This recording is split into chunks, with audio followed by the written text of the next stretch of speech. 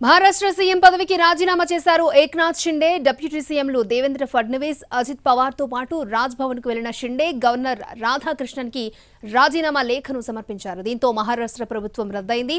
కొత్త ప్రభుత్వం కొలువు తీరే వరకు ఆపద్ధర్మ ముఖ్యమంత్రిగా కొనసాగాలని షిండేను కోరారు గవర్నర్ రాధాకృష్ణన్.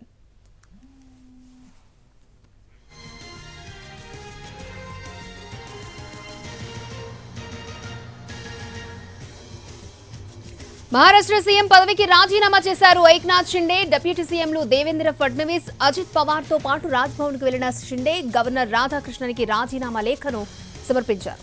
దీంతో మహారాష్ట్ర ప్రభుత్వం రద్దయింది. కొత్త ప్రభుత్వం ఏర్పాటయ్యేంత వరకు ఆపద్ధర్మ ముఖ్యమంత్రిగా కొనసాగాలని షిండేని కోరారు గవర్నర్. రైట్, ఇదే అంశానికి సంబంధించి లేటెస్ట్ అప్డేట్స్ అందించడానికి మా ప్రతినిధి రాజు లైవ్ లో సిద్ధంగా ఉన్నారు.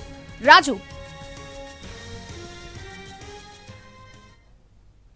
అక్షయ, మొత్తానికి మహా రాజకీయాలు మాత్రం ఇంకా ఏదైతే ముఖ్యమంత్రి పదవిపైన ఉత్కంఠ కొనసాగుతూనే ఉంది. ఏదైతే ఈ రోజుతో ప్రస్తుతం ఉన్నటువంటి అసెంబ్లీ గడువు పూర్తవుతుంది. దాంతో ప్రస్తుతం ముఖ్యమంత్రిగా ఉన్నటువంటి ఏక్నాథ్ షిండే తన పదవికి రాజీనామా చేశారు.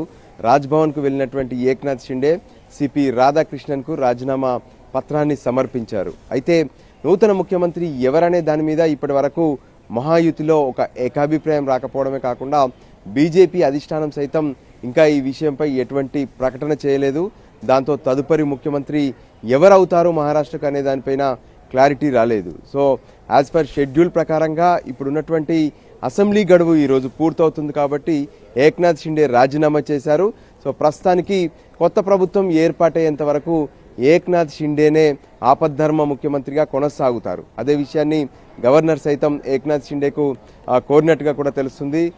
ఇప్పటి వరకైతే బీజేపీ అధిష్టాన పెద్దలు కొంత అటు దేవేంద్ర ఫడ్నవీస్తో కావచ్చు, ఏక్నాథ్ షిండే, మరోవైపు అజిత్ పవార్లతో ప్రత్యేకంగా చర్చలు జరిపారు. కానీ దేవేంద్ర ఫడ్నవీస్ పేరు ముందుగా వినపడుతున్నప్పటికీ కూడా ఇంకా దానిపైన ఎటువంటి క్లారిటీ ఇవ్వలేదు.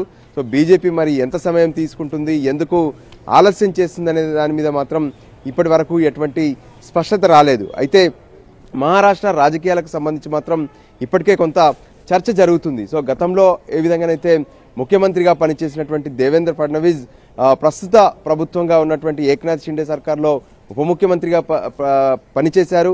ఆ తర్వాత ఇప్పుడు మళ్ళీ దేవేంద్ర ఫడ్నవీస్ ఖచ్చితంగా ముఖ్యమంత్రి అవుతారనే దాని మీద కూడా పెద్ద ఎత్తున చర్చ జరుగుతుంది. కానీ మహాయుతిలో ఎందుకు ఆలస్యం చేస్తున్నారనే దాని మీద మాత్రం క్లారిటీ ఇవ్వట్లేదు.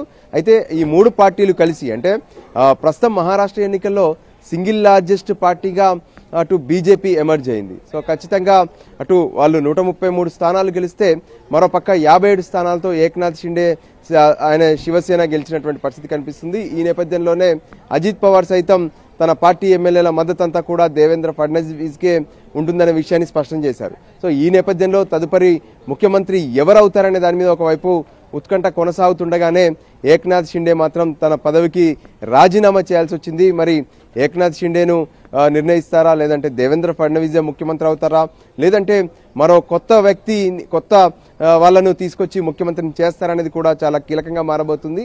ఎందుకంటే మధ్యప్రదేశ్ ముఖ్యమంత్రికి సంబంధించినటువంటి అంశం ఏదైతే ఉందో, శివరాజ్ సింగ్ చౌహాన్ను సీనియర్గా ఉన్నటువంటి ఆయన్ని తీసుకొచ్చి కేంద్ర రాజకీయాలు, అంటే ప్రత్యేకంగా కేంద్ర క్యాబినెట్లో కీలకమైనటువంటి పోస్ట్ ఇచ్చారు. కానీ అక్కడ ఆ కొత్త వ్యక్తిగా అటు మోహన్ యాదవ్ను తెరపైకి తీసుకొచ్చినటువంటి పరిస్థితి కనిపించింది. సో అదేవిధంగా మరి మహారాష్ట్ర రాజకీయాల్లో బీజేపీ ఏం చేయబోతుంది అనేది మాత్రం ఇంకా సస్పెన్స్గానే కొనసాగుతుంది.